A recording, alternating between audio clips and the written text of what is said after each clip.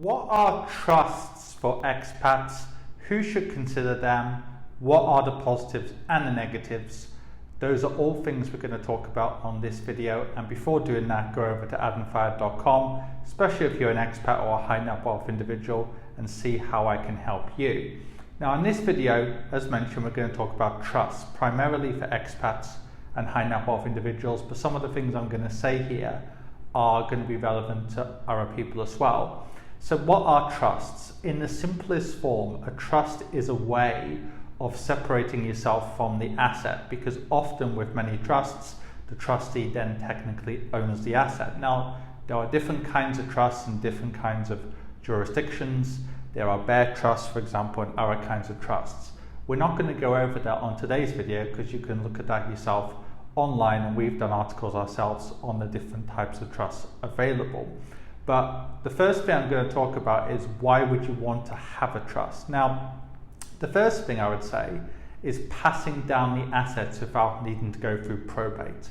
Because if you die and you want your kids and other family members to get those assets, it can take months or sometimes even over a year to get those assets. In comparison with a trust, often your family members and other people who you elect can get that money within days or close to instantly, depending on how the trust is actually set up.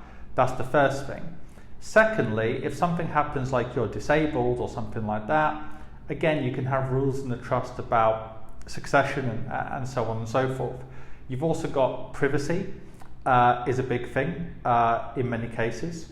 There can be tax advantages of setting up trusts. So for example, if you're offshore now as a British expat or many other expats, often setting up the trust when you're non-resident or non-domiciled in the UK is better if you're going to come back to the UK. But again, repatriating to the UK and that kind of thing, it's kind of a topic for another video, but there can be advantages in certain situations for setting up a trust whilst you're offshore if you plan to repatriate to the UK. Those are all some of the advantages of trusts, and there are many others that we don't need to talk about on today's video. But essentially, tax is a main driver for many people, but I would say the ease of passing on assets to your family, for a lot of people, that is a much bigger issue if you die or get disabled or whatever. And for expats in particular and wealthy people who might have assets all around the world, that's a huge thing, right? Because you've got numerous jurisdictions. It's so much easier to set up a trust and put your assets in a trust than have wills in hundreds, or should I say maybe 10 different jurisdictions. Because if you've got some money in Luxembourg, some money in Switzerland, a house in the UK or whatever, it gets really, really complicated. So often a trust can actually negate the need to create so many wills. And again, the process of getting the money to your family is so much easier. Now, what's the negative about a trust? A negative about a trust is it can be expensive to set up and administer. It's not as expensive as you might think.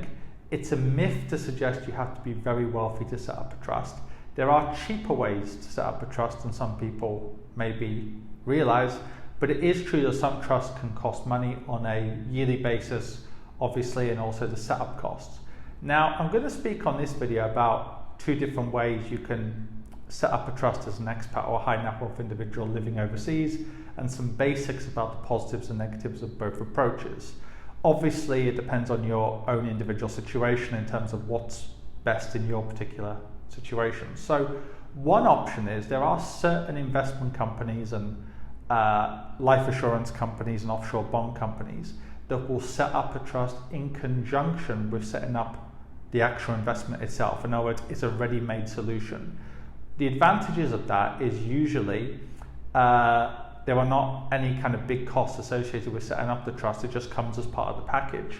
The negative, though, is it is quite a basic trust. Usually it just means that, it's easy to elect beneficiaries when you die and things like that, but you can't set very precise rules if something happens, like, you become disabled or something like that. But it's a good startup anyway for many people who want to have a trust. The second option is to set up the trust straight away, or indeed change the ownership of existing accounts And with that option, it might cost you at least 2,000 or 3,000, if not 5,000 to set it up, and at least 2,000 or 3,000 a year on an ongoing basis. And the benefit of that is usually it's much more thorough than the first option. You can set all kinds of rules and so on. It's not just about beneficiaries and what happens if you die. There's more thorough rules and protections and so on.